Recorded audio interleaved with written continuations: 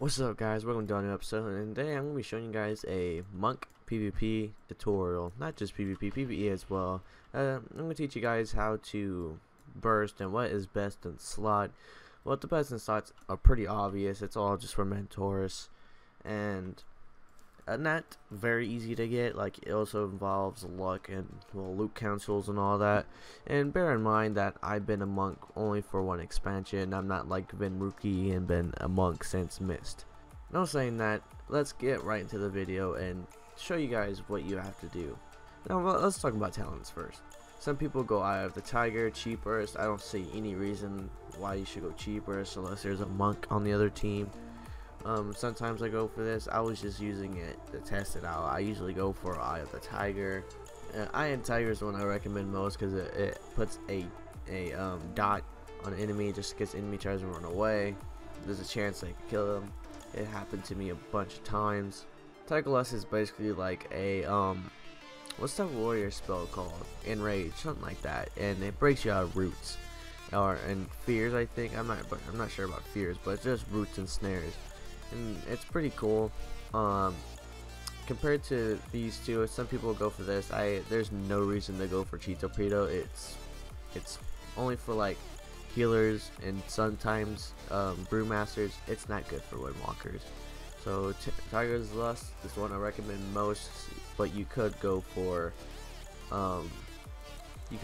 Clarity if you want. I don't see any reason why you should go for Power Strikes, especially in PvP. PvE, I can see some reasons for certain bosses that take longer to kill, like the first boss in the Taurus, who takes a pretty long time to kill in Coven. I don't see any reason why someone. I like Assassin is actually pretty good. I see reasons why people will go for it. I go for Energizing Elixir because it's more prevalent, and I don't need 6 Chi because I don't need to make it stack that much. In tier 4, we got, well, it's obvious which one you should go for here. Leg Sweep. The other two are pretty useless for windwalkers. Moving on to tier 5, I think it is. Tier 5.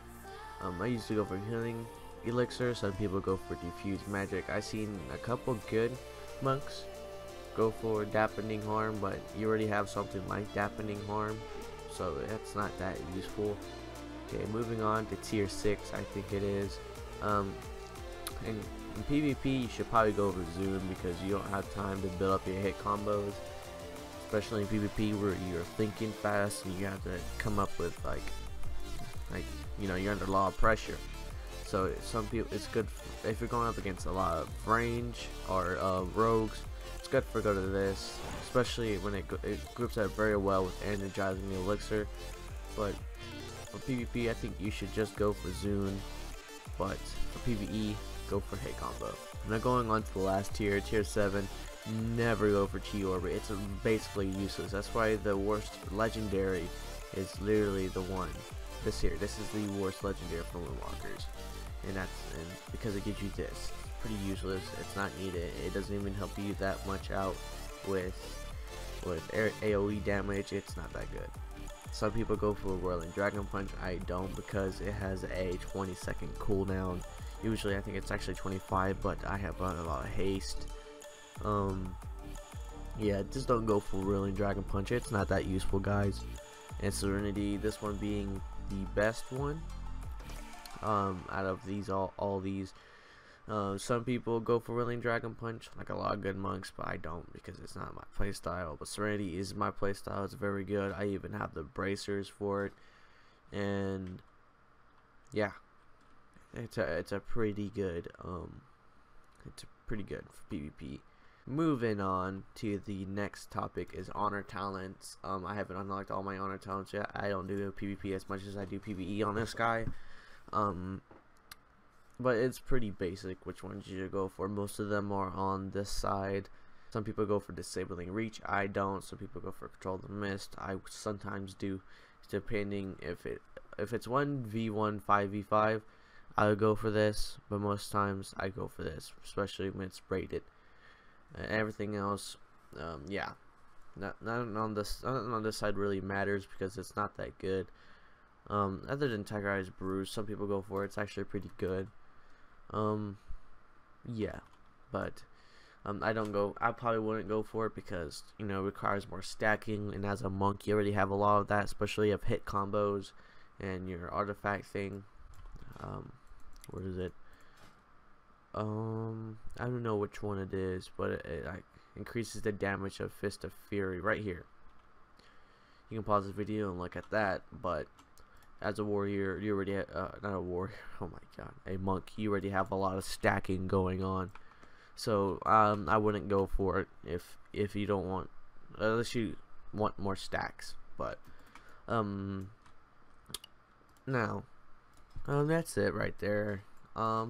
For gear, I have best of slot trinkets right here. These are the 2 trinkets you want to go for.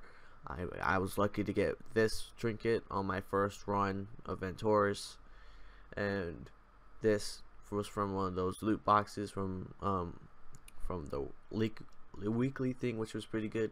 You want this entire set. I don't have that entire set, sadly. Wasn't lucky enough to get it.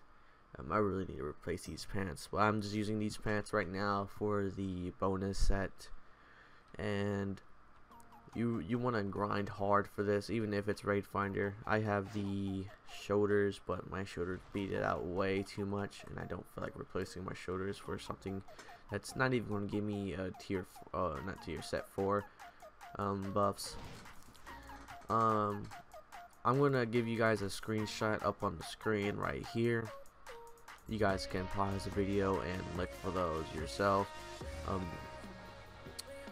of the things you really have to worry about is the best of slot trinkets, and they don't really work in PvP. No trinkets or anything like that works in PvP because of the honor talent system. So yeah, moving on to the next one is the rotation. Your rotation is probably the most important as a monk, knowing that you also rely on your rotation or your burst like a rogue does, except our bursts are a lot heavier than a rogue's, and rogues can just vanish and do it all over again. We can't just vanish. We can run away and hope for our cooldowns to come back, which they are pretty low cooldowns, but as a monk we can't just vanish and wait until our cooldowns come back. Okay guys, now I'm going to show you how to do your burst. Some people would like to start out with Touch of Death. Personally, it depends what class you are. Personally, I don't do it on druids, mages, or rogues, because they can just do something against it and it can become completely useless and you wasted your 2-minute cooldown. Touch of Karma, it should only be there's only certain situations it should be used when you're almost dead or a rogue is bursting on you. There is no other reason why you should be using Touch of Karma. It should be saved, and it should be used also when a fairy warrior or any type of warrior with blade, when they battle cry and they use blade storm, use it, because you just soak and they just take so much damage from it. And yeah, let's get first you want to, right when you hit Serenity, you want to hit your Strike of Windlord,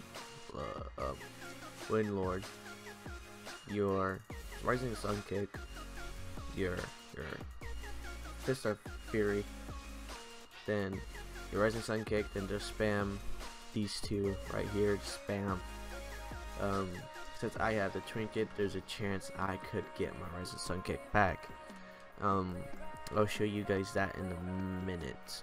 Let me actually, yeah, I'm gonna show you right now. So let's start out with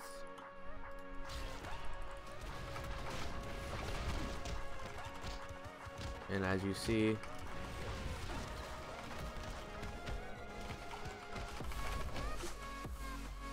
and I didn't get to use it a second time. I didn't react fast enough, but you can see how and you guys can see how Serenity also helps with the cooldowns. You can sometimes, and if Bloodlust or anything like that is popped, there's a chance you could use Fist of Fury twice. So that's pretty good. So that was the entire rotation right there. Pretty obvious. You just spam the same spells over and over again. You always want to start out with this. This also gives you a buff. Some people, not everyone knows about this, but it gives you a buff where your melee attacks deal an additional 400k damage, as you see there. And my trinket procced again. Yeah, as you can see there, Strike of Windlord is your basically what your entire rotation is around. Now I'm going to show you guys a little bit of PvP tips. Okay, let's say right here, this is their healer, okay, and this is their warrior, and this here is their rogue. This is the person you want to go after, because we counter rogues like no tomorrow. We destroy them in like 3 seconds. They have no armor, they only have certain amounts of defensives, and their healing isn't good enough, so we could just burst them down, no problem at all. But as you can see here, some people use macros for this. They use Serenity, like they macro paralysis and leg sweep and Serenity together, because like this.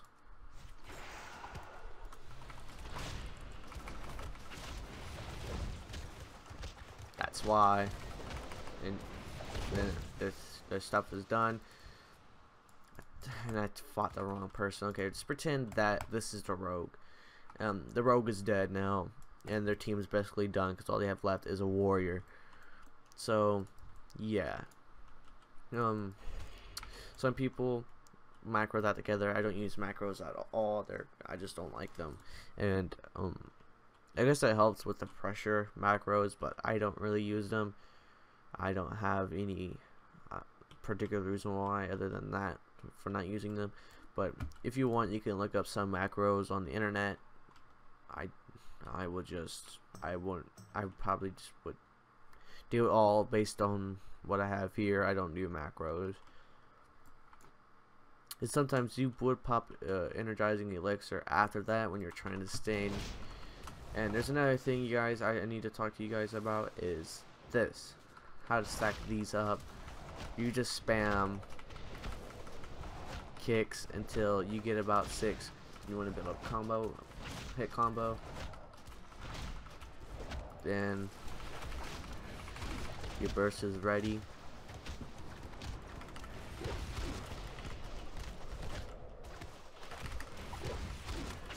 Right, as you saw there. And yeah, you do a pretty good amount of damage building up that. Sometimes you don't have to build it all the way up to 10. That's it. That just takes too long, and it's kind of a waste of time.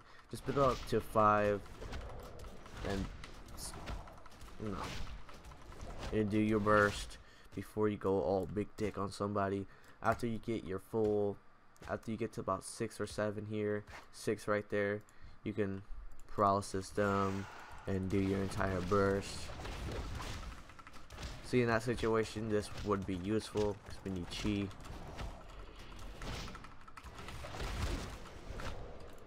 And we're building it back up for our next one. The Rising Sun Kick also works, also building it up, but you're also going to need it for your burst. So I don't recommend using it unless you have a lot of haste. Like I do, I have a lot of haste. And yeah, basically that's how you burst down. I don't know really else what to talk about other than stacks and all that. I might do a Brewmaster tutorial, but I don't really play Brewmaster. If you guys want to, that's it. If you guys want to do 2s or 3s with me, put in the comment down below. Like the video, subscribe, maybe even. Check out the Twitch stream. I might be streaming later. I don't know. Yeah, that's it, guys, and I'll see you guys probably next week.